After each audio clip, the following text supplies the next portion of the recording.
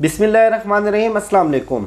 Finally वज़ीर-ए-आज़म इमरान खान ने फ़ैसला कर लिया कि अब यह तख्त होगा या तख्ता, और करप्ट माफिया किसी सूरत नहीं बचेगा। आज वज़ीर-ए-आज़म इमरान खान ने लाहौर का दौरा किया और बड़ी अहम मुलाकातें हुई उस दौरे में। और जो आज मीडिया से वज़ीर-ए-आज़म इमरान खान ने बात की वो बड़ी एक आप कह लें कि मायनी खेज थी जहांगीर तरीन के लिए।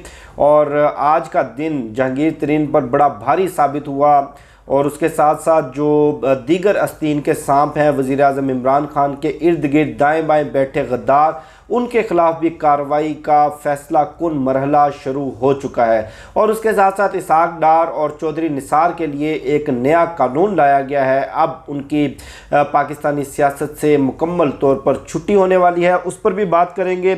सबसे पहले आज जहांगीर तरीन के 36 बैंक अकाउंट्स FIA ने मुंजमद कर दिए, जिसमें 2 अमरीकी डॉलर्स के अकाउंट थे, 4 बरतानवी पाउंड्स के अकाउंट थे, और बकाया जो उनके 30 अकाउंट्स थे वो पाकिस्तानी रुपयों के अकाउंट थे। उसमें उनके बेटे अली तरीन के, उनकी अहलिया के, ख़ानदान के दीगर लोगों के भी अकाउंट्स थे। और उसके साथ साथ खुसरो बुख्तियार के भाई के नाम जो शुगर मिल है उनको भी FIA ने नोटिस जारी कर दिया है।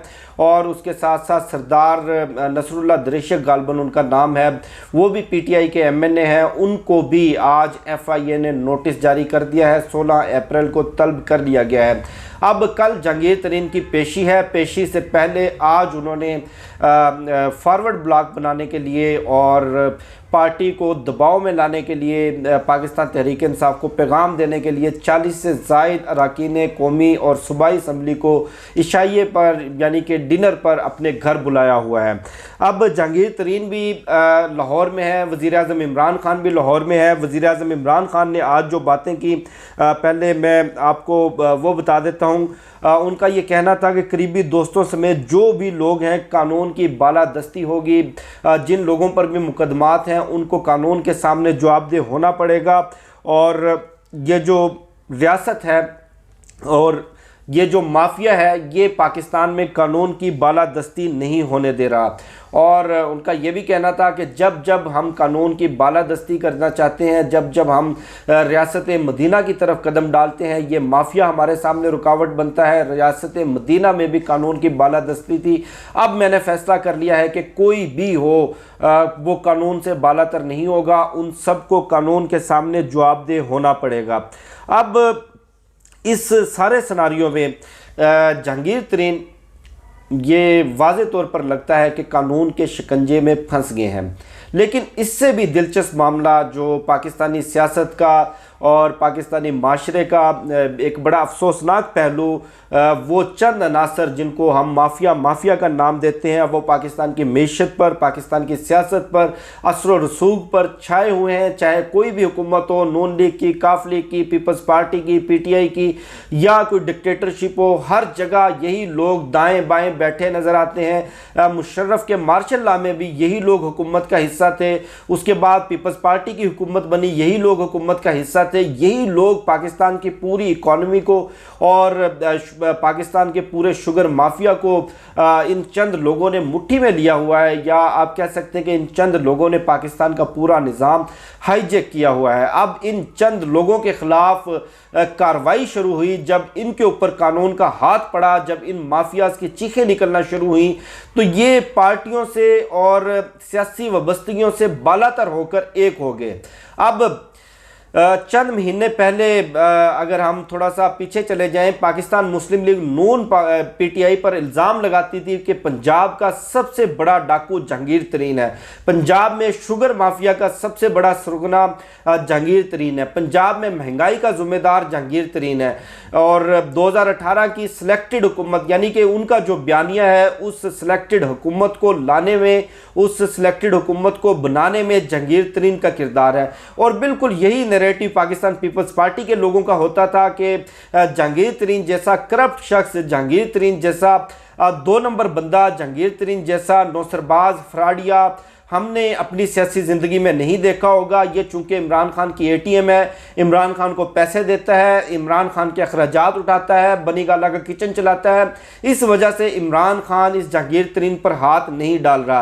और जैसे ही जहांगीर तरीन पर हाथ डाला गया, इमरान खान ने दो टोक फैसला किया कि अब कोई नहीं बचेगा। और जब इनको नज़र आया कि अब जनाब शुगर माफिया के तो दिन थोड़े रह गए और जो हमने अरबों खरबों रुपया आवाम की जेबों से निकलवाया था, तो ये सब के सब एक हो गए जहांगीर तरीन की हमायत में। अब कल देखिए राना सनाउल्लाह जैसा बदबूदार आदमी भी कहता है कि पंजाब और वफाकी हुकूमत जहांगीर तरीन की दाएं और बाएं जेबों में है, जहांगीर तरीन के साथ ज्यादती हो रही है, उनके साथ बड़ा जुल्म हो रहा है। ये वही राना सनाउल्लाह था जो चंद रोज़ पहले कहता था कि इन तमाम तर मसाइल का, महंगाई का, शुगर माफिया का, आटा माफिया का और हर तरह की ज़ख़ीरा अंदोज़ी का ज़िम्मेदार जहांगीर तरीन है। और वो पीपल्स पार्टी जो बढ़ चढ़ कर हमले करती थी, जो इमरान खान की ATM कहती थी जहांगीर तरीन को, वही पीपल्स पार्टी आज जहांगीर तरीन की हमायत में ट्वीट्स कर रही है। जहांगीर तरीन को सियासी मुलाकातों की ऑफ़र दी जा रही है, पार्टी में शमूलियत की ऑफ़र दी जा रही है। वजह क्या है? वजह अब देखें, चूंटी पर भी बुरा वक्त आता है तो वो भी पलट कर हाथी को काट लेती है। अब ये तो जहांगीर तरीन है और आपको मालूम है कि एक बहुत बड़ी बिजनेस एम्पायर है इनकी। अब डेफिनेटली इनके ख़िलाफ़ जो मुकदमात बने हैं, जो डेटा हमने देखा है, जो चीज़ें हमने देखी हैं, उसमें इनका बचना नामुमकिन नज़र आ रहा है। अल्टीमेटली इनकी गिरफ़्तारी होगी।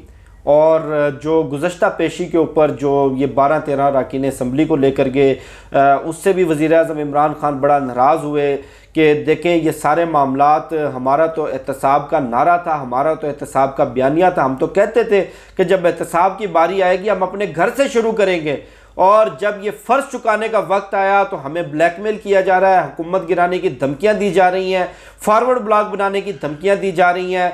दूसरी जानिब ये शुगर माफिया में, मनी लॉन्ड्रिंग में और ये 2 नंबरियाँ करने में, अरबों खरबों लूटने में सिर्फ जहांगीर तरीन ही शामिल नहीं है, खुसरो बख्तियार भी हैं, PTI में मौजूद दीगर लोग भी हैं, चौधरी शुगर मिल में मरियम नवाज़ का नाम भी है। यही वजह है कि मरियम नवाज़ इतने अरसे से खामोश हैं, उनका ट्विटर भी बंद है, और पीपल्स पार्टी के लोग भी शामिल हैं। ये पूरा माफिया जिन्होंने यरगमाल बनाया हुआ है हमारे सिस्टम को, पार्टी वाबस्तगी से बालातर होके, ये सब का सब एक हो चुका है।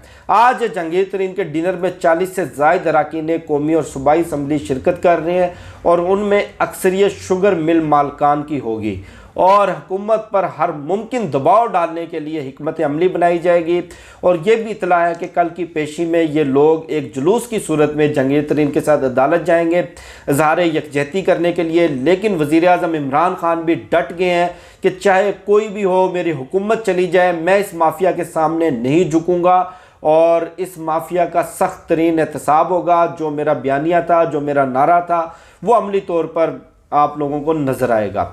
अब एक कानून लाया जा रहा है इलेक्शन एक्ट 2015 में तरमीम करके कि जो अरकान कौमी और सूबाई असम्बली 60 रोज़ के अंदर अंदर हलफ नहीं उठाएंगे वो अपनी सीट से डी-सीट हो जाएंगे। आपको मालूम है कि चौधरी निसार साहब ने चक्री से इलेक्शन लड़ा था 2018 के इंतखाबात में, कौमी असम्बली से और सूबाई असम्बली से। कौमी असम्बली से चौधरी सरवर साहब ने, गुलाम सरवर साहब ने उनको शिकस्त दे दी थी। सूबाई असम्बली का इलेक्शन उन्होंने वज़ीर आला पंजाब बनने के लिए लड़ा था कि शरीफ ख़ानदान पर बुरा वक्त है, हो सकता है कि मेरी बारी आ जाए या गिरफ्तारी या किसी और सूरत में नून लीग मुझे वज़ीर आला पंजाब बना दे।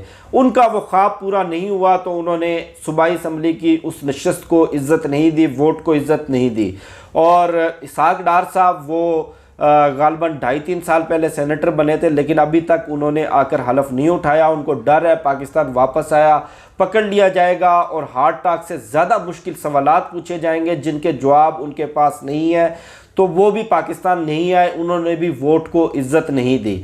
अब वोट को इज़्ज़त देने का बेड़ा पाकिस्तान तहरीक इंसाफ ने उठा लिया है। जो लोग, चाहे वो सेनेटर हो, कौमी असम्बली का मेंबर हो, सूबाई असम्बली का मेंबर हो, वो वोट को इज़्ज़त नहीं देगा, वो अपनी जो नशस्त है उसका हलफ नहीं उठाएगा। 60 रोज़ के अंदर अंदर वो अपनी सीट से हाथ धो बैठेगा। और ये बिल इम्प्लीमेंट होने के बाद जो सबसे पहला निशाना बनेंगे चौधरी निसार और इसहाक डार और साका मुंशी, और ये ज़्यादा दूर नहीं है। 2-2.5 महीने में आप लोग देख लेंगे कि वोट को इज़्ज़त किस तरह दी जाती है। मुझे शफकत अली को दीजिए इजाज़त, इंशाल्लाह फिर नेक्स्ट वीडियो में मुलाकात होगी। पाकिस्तान जिंदाबाद।